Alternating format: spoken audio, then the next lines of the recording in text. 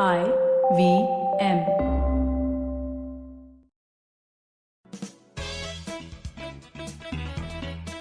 Welcome to Audiogyan with Kedar Nimkar, a podcast that documents insightful conversations with Indian designers, artists, musicians, writers, thinkers, and creatives of all types. Catch us on iTunes or visit audiogyan.com for more Gyan sessions. Here's your host, Kedar Nimkar. Today I have Hari Katragadda with us on Audiogyan. Hari is a Mumbai-based photographer and a painter who explores communities, environment and personal memories. He uses long-term documentary approach, which is very new to me. He works with alternative photographic methods to incorporate found materials in images. He graduated with master's degree from University of Texas at Austin and started his career as a photojournalist in New Delhi. Today we are here to know more about his work practice, his philosophy and most importantly, how he has recourse his work for social change. So thank you, Hari, for giving your time, and it's a real pleasure to have you on Audiogyan. Thank you very much for inviting me for this. Yeah, so frankly, I'll just set some disclaimer. I'm completely underconfident to ask you any questions because I'm not a domain expert in the kind of work you're doing, but just a quest to understand your philosophy. And also this Audiogyan is mainly to do some brain pickings and understand aspects of your work. Sure. Yeah. So, can you start by giving some context as to how do you define your work of painting? What style is it? I mean, were there any earlier influences or any other legends who have worked in cyanotype work, or what style of abstract painting it is? So I have two different practices. One is I would broadly classify it as drawing, and other one is photography, which has cyanotypes and alternative photographic methods. So in drawing, I started as a child as a cartoonist. I used to publish cartoons in Telugu magazines, but somewhere down the line I got into academics and completely gave that line up. But I did pick up that thread eventually because I was still interested in drawing and painting. So my earliest memory of art which really influenced me was a painter called Ram Kumar. He's still alive, based in Delhi. So when I saw his pictures of paintings of Banaras, which he painted in 50s and 60s, that was something like a goosebump moment for me. And I'd been to Banaras in 70s, mid-late 70s, and those images kind of were very evocative for me. So that was the time when I first realized the power of paintings. Then when I moved to Chennai to study engineering there, I hung out with a lot of artists and spent time to understand what painting is all about, and learned something from just hanging around with artists, walking on the streets, sketching with my friends, things like that. So there I discovered this great artist called Paul Klee. Again, that was like a revelation for me because I'd seen art in magazines and maybe newspapers, but nothing like that. There's something which was beyond representation. This is about the world of ideas, philosophy, inner worlds, mostly inner worlds, which we don't necessarily see it out in the open. And then another artist called Robin Mandal. Again, his lines were very gritty, stark, and his images were dark as in like very disturbing, nightmarish, very existential angst, that kind of imagery he had. So again, these were completely new things for me. Like, I'd never seen work like that. I'd seen a bit of Hussein, but they didn't interest me that much. But Robin Mandal and Paul Klee were like really, really important when I just started getting exposure to art. Sorry, but when you were developing this craft, what were the type of paintings you were making? These were general sketches, or were there inclination of these artists? So in the beginning, I used to just walk in Madras on the streets with a sketchbook and then just draw people. So since I was also already into drawing cartoons, it was not a big problem for me to transition to actual proper figurative drawings. But then when I saw these artists, then it was just a different way of looking at the world. Like, you don't necessarily have to represent the world directly as you see it, but it can be incorporated with your thoughts. Like, it was much more personal approach to making drawings, which means, like, suppose you and I see a person or a scenery, we would be seeing the same thing, but we would be evoking something completely different. It's because, we as two people are coming from a different place. We have our own emotional histories, personal histories, our education, the place you're coming from, everything kind of comes out. So the work shows these differences. So that really interested me more than just figurative drawings. So then I went to Austin to study, and then I moved to New York from there. Then I saw this artist called Jean-Michel Basquiat, who was a street graffiti, who kind of started as a graffiti artist, but he never called himself a graffiti artist. Let's call him an artist. But he was an absolute phenomenon in the 80s, and he died pretty young.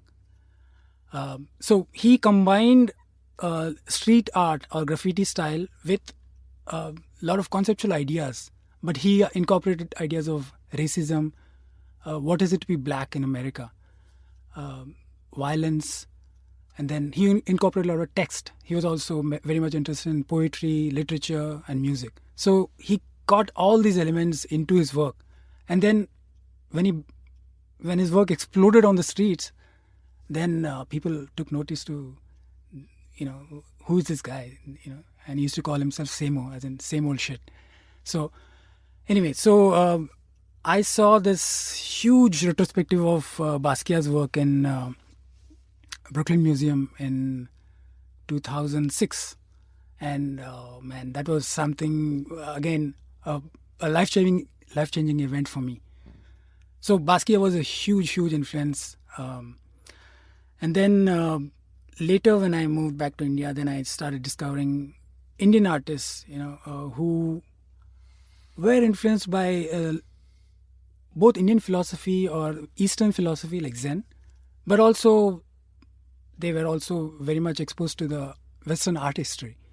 So for example, Gaitonde, another absolutely great artist.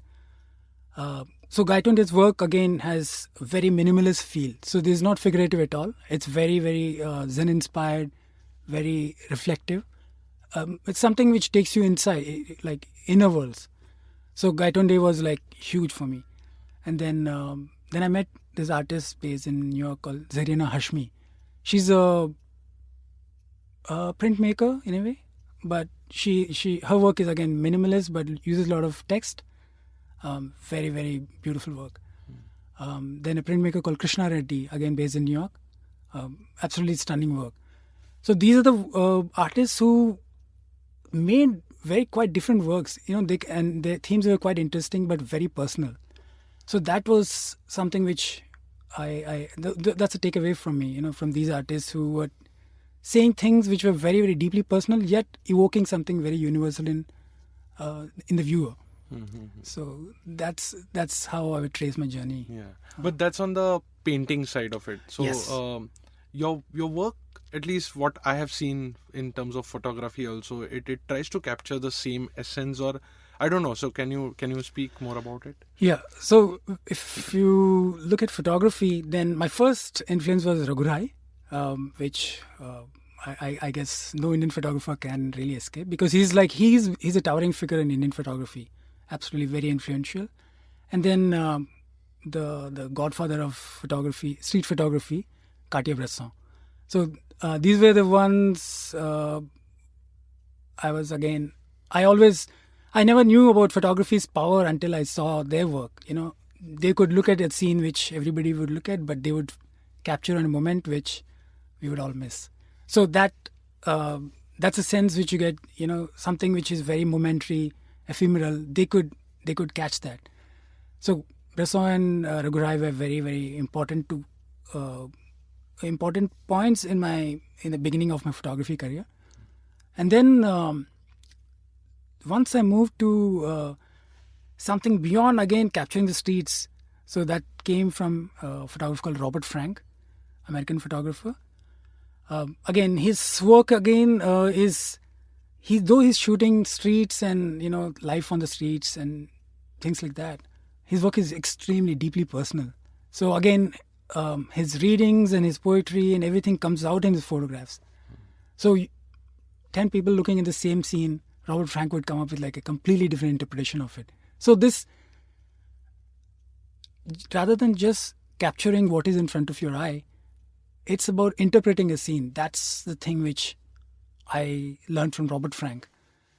And then there's a photographer called Joseph Kudelka, a Czechoslovakian photographer. Again, he shot, his whole life work, a majority of his life work is on gypsies, the Romas. Again, his work is not just documenting gypsies, how they live and stuff like that. It's very psychological. It's very deeply interior and very personal, yet it's about them. Mm-hmm. So he's an outsider, but yet he's trying to capture something about a community which is ostracized, stigmatized, yet he's got this very compassionate and empathetic eye. So there are things which you learn from everybody, and correct. That's what I learned from Kudelka, and Robert Frank is again very deeply poetic. So if I see a common ground between my art practice and photography, it would be that your expression, it's about expressing something which is deep inside through any medium. So it could be writing or photography or drawing or painting. For me, it's about, going deep inside and trying to search for something and then coming out with some expression. Mm-hmm. So medium is just, it's just photography or paper or drawing or whatever. So that's the way I see it. Cool. And when you say it's personal work, I want to understand what do you mean by that, because it's finally every piece of art is like a expression of oneself within, right? So does it resonate with a lot of people and then it catches like a mass appeal, or it still remain personal? So what are the right? So for example, I would separate commercial work, for example. An advertising photographer, for example, has to please the client. So there's a brand which he has to sell it. That's where you come. Okay. So let's say soap or whatever. So he has to sell it, right? So that's a commercial photographer. So even though you have a style, which is like, for example, Atul Kasbekar or somebody like that would have a certain style of shooting it. Richard Avedon or Helmut Newton, all these guys have a certain style.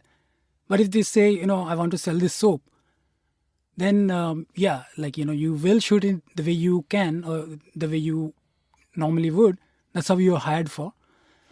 But then you have to, your vision has to be like, in resonance with the client. When it comes to personal work, it really doesn't matter, who approves your work or who doesn't approve your work. That's really secondary. It's really to a point of irrelevance. So you do it because, you can't live without doing it. No, but then how, you put out in an exhibition and then how does it catch that resonance with the people? So there is a saying that the more personal your work gets, the more universal it will become. So it's very paradoxical in a way. Why would anybody care about what my concerns are, my obsessions are? But it's a very paradoxical thing. The more you try to please the audience, the lesser it will somehow reach them. The more you try to go be honest and be authentic. I think the authenticity is the crucial thing in this. Mm-hmm. So the more authentic you are to your own self, somehow people get that. So it's a very hard idea to wrap around your head, because why would anybody care about your history or whatever? Yeah. But somehow it does. So that's the thing. Yeah. In fact, I know it's paradoxical and a lot of people might find it difficult to comprehend also, but I would just like to add to that because I'm trying to read some scriptures, Indian scriptures, and obviously Buddha doesn't he's the mainstream guy. So in his, he said, we say that Buddha is all knowing. So actually what he's knowing is the center of the truth, or the deepest truth within himself. Mm-hmm. So that's why he's all knowing as well. He doesn't know what time the other train is going to leave. So how does it qualify that he's all knowing? But he knows the one point from where everything stems up. Mhm. So that's where it resonates with me what you said, ki if you become more personal, so you go deeper inside it, then it will appeal to a larger audience. So yeah. somehow it's Yeah. it's I would again say the same thing as somehow the more centered you are, somehow you can have a clarity of vision, which I guess is another way of saying it. Yeah. So, how did cyanotype evolve? I mean, what was the process of that? And then was it through the types of painting you were trying to discover, explore, or was it cyanotype which made you land into the type of paintings you're working on? No, the cyanotype work completely came from my experience as a photographer. I learned photography entirely by experimenting with film and chemicals, and so I'm the last generation of photographers who actually dirtied their hands with the chemicals and processed the film and made my own prints in the darkroom. But once the digital came, in the last 15 years, the film pretty much vanished from the scene. There's a revival now, but so I've been away from this hands-on approach with photography. Now it's all computers and Photoshop and digital cameras. But somehow I wanted to get back to that because there's a deep satisfaction in actually seeing a print emerge in a darkroom. Like when you shoot on a film, it's a very blind game. Like you don't know whether you actually got the right image on the film or not until you process the film and make the print. In the darkroom, it emerges, and that magic always stays with you. So that's something which you'll take it to your grave, which unfortunately the digital doesn't have. The moment you shoot it, you on your LCD panel behind you already know what you got. So the mystery is gone. So that mystery part, which the traditional photography, which is analog process, the chemical-based process has, the digital somehow has lost it. Once I heard about alternative photography methods, which is cyanotype is one of the earliest photography method which was invented right around the silver halide-based photography, the traditional black and white photography. This is like more than 150 years back. So I wanted to explore this method, which was first, it was the cheapest. It's very cheap, and it's also, and the most interesting part is it can be made in daylight. So it's actually, cyanotype is also a process based using sunlight. It's a chemical reaction which happens inside the chemical on the paper, entirely due to the ultraviolet component of the sunlight. So it's also called a sun print, for example. So architects had these blueprints before Xerox machines and everything. 100 years back, they used to make blueprints. I'm sure there still might be somebody making blueprints in architecture. So they were basically cyanotypes. Okay. So and cyanotypes is a process where you make a transparent medium on which you can draw or have an image, any kind of image, and you place it on a chemically coated paper, which is sensitive to UV radiation, and put it in sunlight. That's it. So it's as simple as that. So this is like it's something which even a child will enjoy. As a school kid would, enjoy it.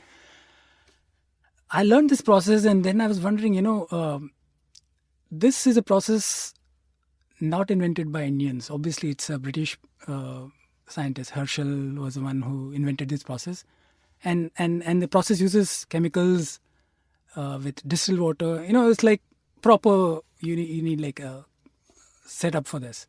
But I know it's very difficult to source all these things. Like the water is not distilled water. Most of the time, you will probably use battery water, which is demineralized water, and you don't know if it's contaminated or not. A lot of issues sourcing right chemicals in India. And I thought, then this idea sparked that if I'm not sure about the water which I'm going to use for this process, if it's really pure water, distilled water, or contaminated, what if I actually turn it around and use it deliberately? So how about using this process itself as a glitch? Glitch is a starting point of my process.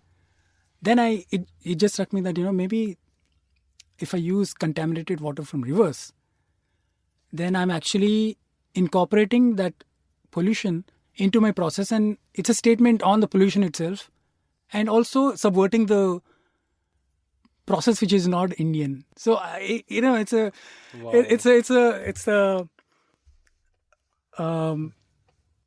it's a perverse pleasure in a way to subvert colonial process. But anyway, so that's how I started cyanotype to make prints with contaminated water. And I started with Meethi River in Bombay, but eventually I wanted to work on a larger project. So I went to Banaras and Kanpur to make more prints there. And we know that Ganga is one of the most polluted rivers, and there's a lot of political baggage attached to it, and there's all spiritual aspect to it. There's a religious aspect to it. It's one of the most important rivers in the world, but it's also extremely polluted, and about 450 million Indians actually survive on the water coming from the Ganges. So yeah, so it's a very important issue. A lot of people have documented this issue, but never with this process.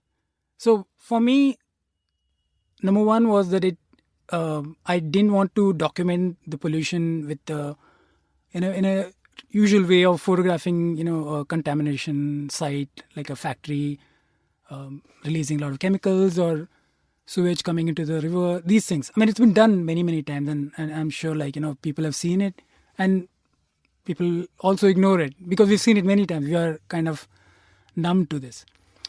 So this for me is a way of saying the same thing in a very different way, so that, okay, so at least somebody is going to pay attention to, okay, this is, I don't know. So it's like, first, you don't know what the hell is this, So first, the process itself is like alien to most of the people, including me.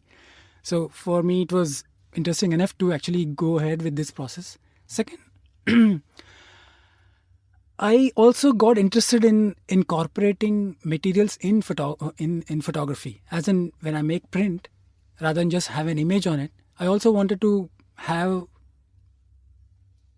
found materials. So when I say found materials, when I go to a contaminated site, found materials are either organic pollutants, chemicals, or even materials like plastic, for example.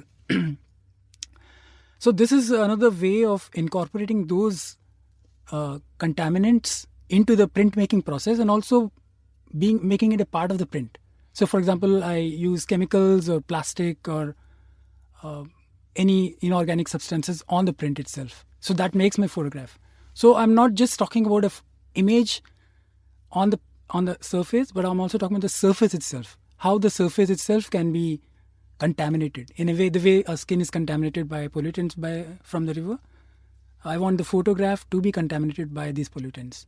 So in a way, it's really evoking what happens to our skin, and then transferring the same process to the photograph. What happens to the photograph when it is contaminated by pollution? Yeah. So this was it's a long way of saying, this is how I got into cyanotype. Correct. But so I'll cut you here because so my next question was actually about that. In one of your interviews, you mentioned art as like an inner exploration as well as way to address social concerns. Right. So this clearly ties up to that one.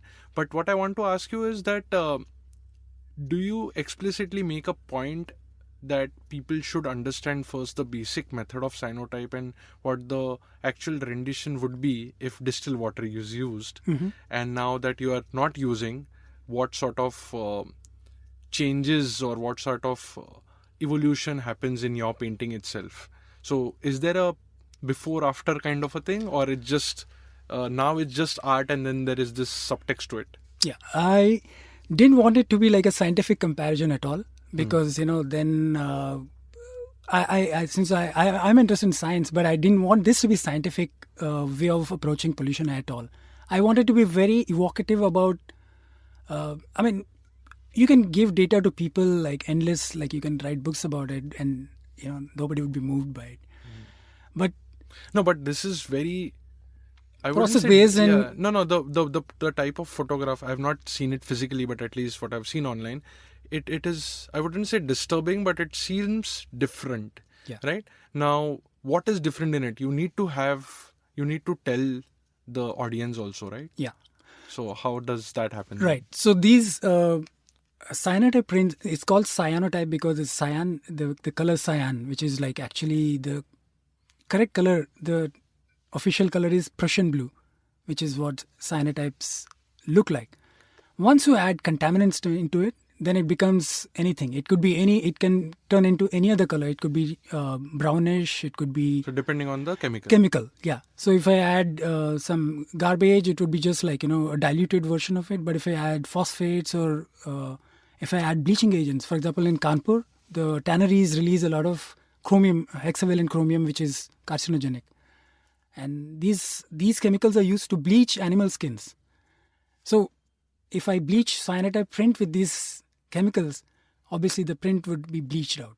So you'd wonder, like, what am I looking at? So I want, imagery to be interesting enough so that people want to look at it. Once they look at it, they should wonder, like, what is going on. So And rather than you initiate dialogue. That's yes, all, yeah. I don't want people to be passive spectators, which is what happens when you look at a photograph of a contaminating factory. Okay, they know what it is, so they figure out everything and then they move on. But I don't want people to move on. I want people to, like, think about what's going on. So that that back and forth dialogue between the print and the viewer is very important for me. Mm-hmm. So I thought this might be one way of approaching it. Mm-hmm. And that's how, like, Effluence was like a series of like Effluence was your one of the projects, right? Right. So like, can you give us a brief about it as well? Right. So basically, this series I started with Meethi River in Bombay. Again, it is very contaminated with all chemicals and plastic and all kinds of organic and inorganic substances in it. And then I moved to Varanasi and Kanpur. And then I went to Kochi, and there the water bodies I worked with plastic there. So broadly speaking, this is about incorporating pollution into the cyanotype image making process.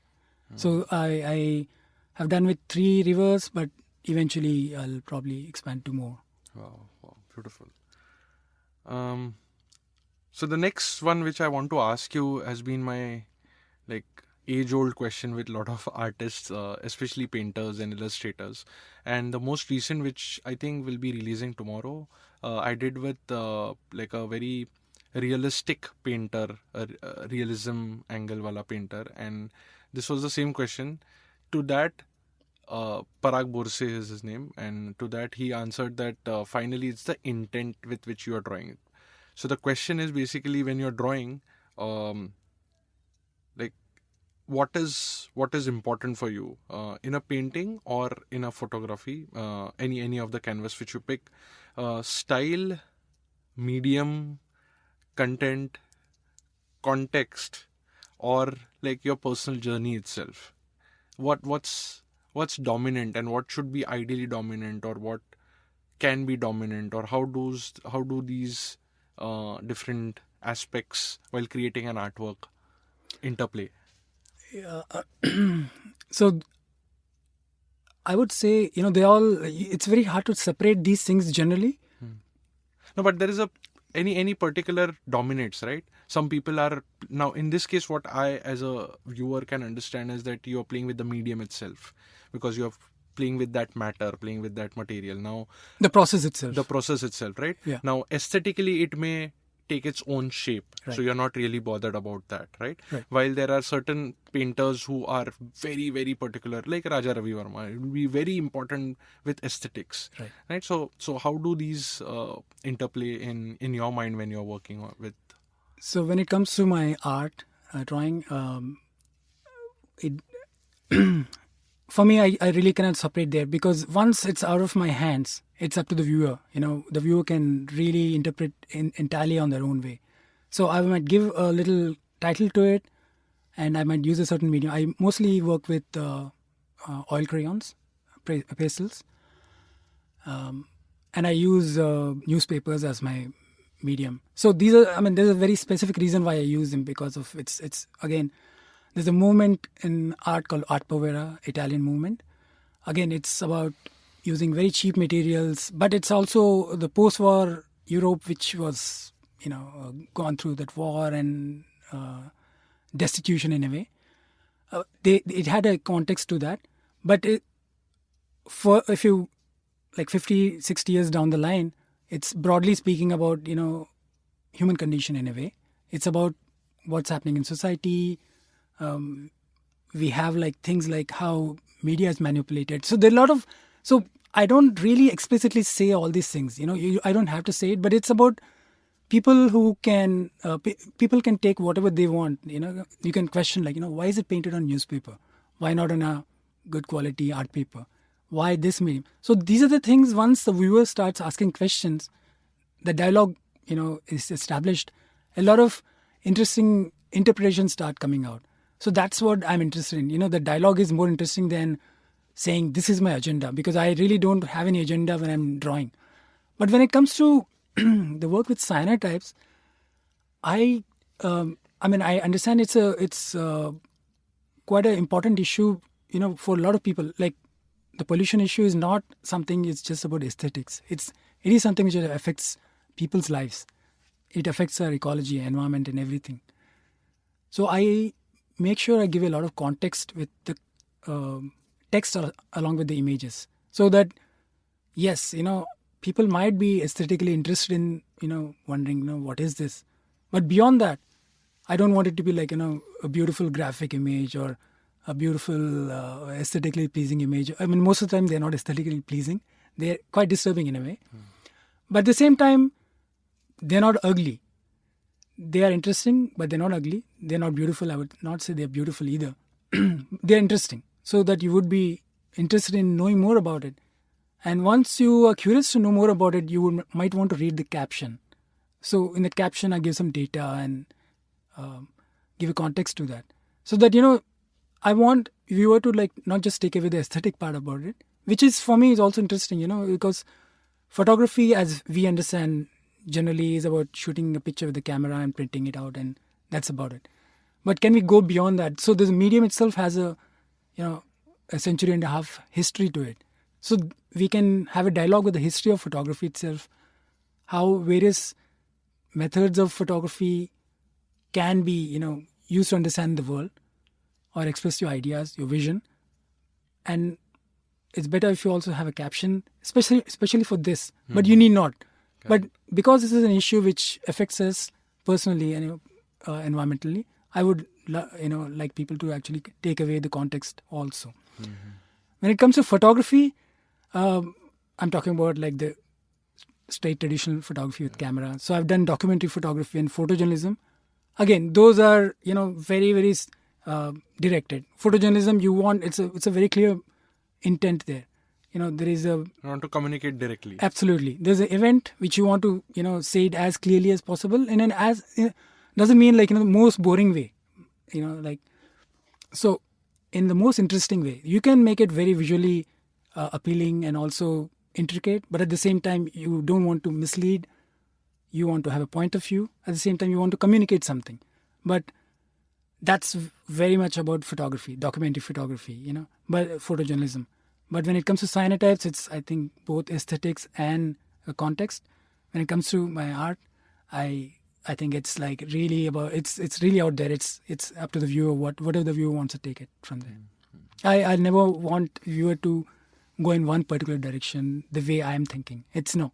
Once it's out of my hands, it's free for all. Wow. Superb.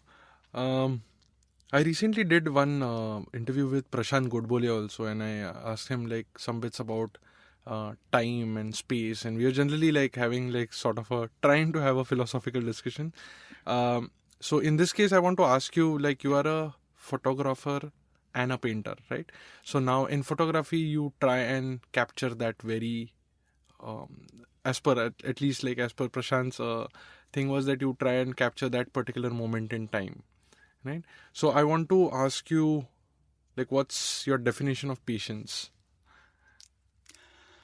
So again, in photography, I would say patience is. I really work. I think in terms of long-term work.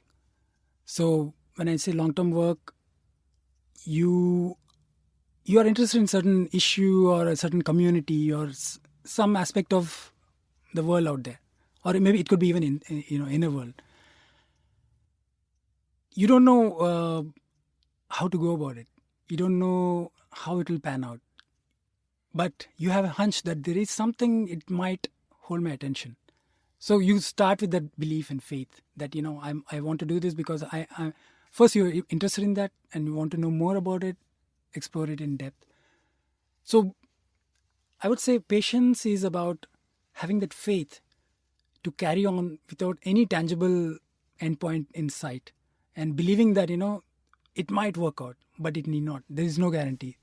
So that living in uncertainty to me is patience. Like, that extreme uncertainty that you worked for years and it still might come on flat. Nothing might work. But generally, you need patience to live in uncertainty. Absolutely. It's not the other way around, right? So how do you reconcile that? Because then you're building patience to live with that uncertainty, as opposed to you have patience. I get it. Yeah. I know. Yeah. So I would say meditation. Just meditate that things will be okay. I think if you're honest with yourself and being authentic, things will work out. That's, I think, that belief is necessary. I think I do believe that every artist has to have the belief that you put in your work as best as you can, things will work out. Yeah. But don't kill yourself if it doesn't. There's another day. Yeah. Don't be Van Gogh. So Hari sir, I would like to conclude with one last question, which I'm just trying to ask you. So your expression is abstract in nature, from what I understood. So do you find it difficult to? So which medium do you think is more difficult to explore abstract concepts? Is it like photography or is it painting? And how do you balance these two as well? I would not entirely call my work abstract. Mm-hmm. Neither it would fall under figurative, as in images which are very clear cut. So as far as my art is concerned, it would be falling somewhere in between. Okay. So is there a terminology for it? Because it's semi-figurative, or semi-abstract or semi-figurative. In a way, they are both mean pretty much the same thing. Abstract is completely formless in a way. It Basquiat's work type. Basquiat is not abstract really. It's more street work, street graffiti style. So there's a lot of cartoon drawing and there's a lot of line drawing in his work. So Basquiat's work is pretty much relatable, and as in you can see people's legs and hands and forms. For example, Gaitonde's work is very, very abstract. Very, it's literally formless in a way. There's no tangible forms to hold on to. He's not giving you any focal point to start exploring the work. Yeah. So that's why people find it very difficult to understand what is abstraction. But again, it's got its own language and its own history. So it's like understanding a mathematician's work. You just can't look at a formula and say, oh, I don't understand, so it must be junk. No, it has its own language to it, right? So you study that and you arrive at something. Similarly, so abstraction, it's on the one end, and the other end it's figuration. Like clear people and nature and animals and things like that. But for me, it's like the world of the inner worlds, the world of dreams, for example. A lot of things can be very fluid there. They're not very clear-cut. At the same time, they're not vague also. That's the world which I'm interested in. It's like a suspended in-between world.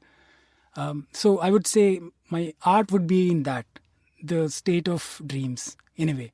Mm-hmm. It could be surreal, it could be very dreamy, nightmarish, whatever. But it's not direct, direct representation of anything. Or it's not entirely abstract either. Somewhere in the middle. When it comes to cyanotypes, again, it's neither entire. So you can make cyanotype prints with just, let's say I have sunset or a tree or a face of a person, a portrait. I can make a cyanotype print and make it like a traditional black and white. Instead of black and white, it would be like bluish. It's got a bluish tinge to it. That's all it would be. That would be a traditional cyanotype. once I start incorporating these pollutants, then things become a little more interesting to me. So it's no longer just a portrait. It's no longer a very abstract image either. It's somewhere in between. So again, it falls between, it's semi-abstract, semi-figurative.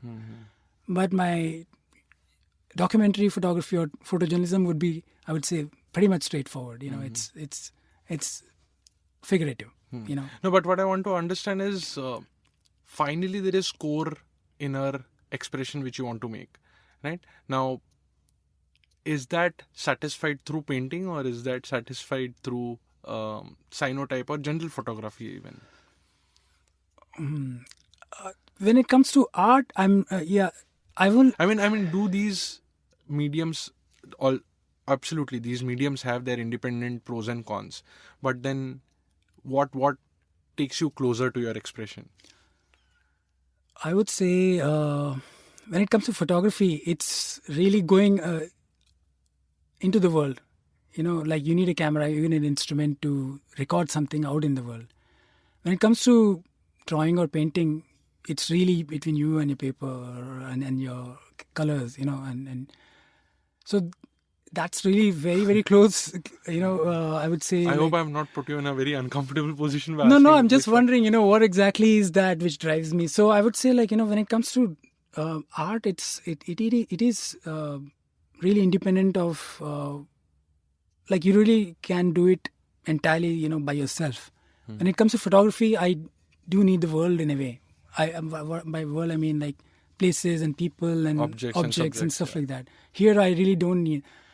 So a kind of a blend to these things is a photo book, which I've also been doing for a while. I'm using all these methods in the photo book making process. So I'm using my drawings, I'm using incorporating materials on the images and straight photography. So there's something very interesting comes out when you put all these things together and do a proper sequencing of images and give it a book form.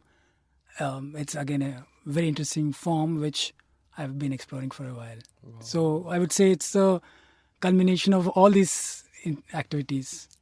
Brilliant. Is the book out or is it coming? It's a maquette right now. So I'm hoping to publish it sometime soon. All right, I think these are the questions which I could ask you or understand from your work. If people have to collaborate or understand like any exhibition which is coming up, like how do people connect with you? What's the best way? And any concluding tips you want to give to painters or fellow photographers or designers? I think just keep at it and really believe in your work and just daily practice. I think that's the thing I would say. Yeah. And regarding getting in touch about my work or anything like that would be my Instagram. It's Hari.Katragadda. That's where I post my work and any updates. So Cool. Sure.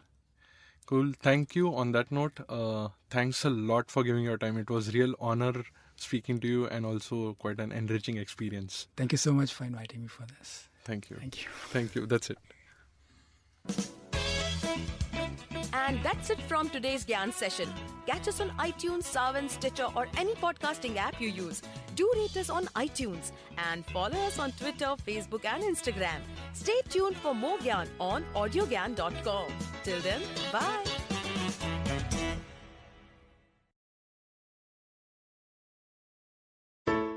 Hello! It's been a great week on the IVM Podcast Network. On This Round is on Me, Gauri is joined by Shweta Nanda. They talk about the financial independence and how it is to be a woman entrepreneur. On Anish Thing, Anish welcomes ultra-marathon runner Shivani Gharat. Shivani shares her journey of how she ran her first marathon, the mindset of a runner, and what it actually takes to run a full marathon. On Cock and Bull, Cyrus, Naveen, Akash and Shreyas talk about the Korean band BTS serving in the military and its repercussions. On Think Fast, Varun and Suchita discuss Wing Greens and their latest acquisitions and about the Indian sexual wellness market. And on Shunyavan, Sheila Datya is joined by Dinika Bhatia, CEO and founder of Nuttigrities. They talk about coming from a business family and Dinika's journey in creating healthy and guilt-free snacking. Once again, don't forget to visit our merch store on ivmpodcast.com. We have some exciting new merch out there for you.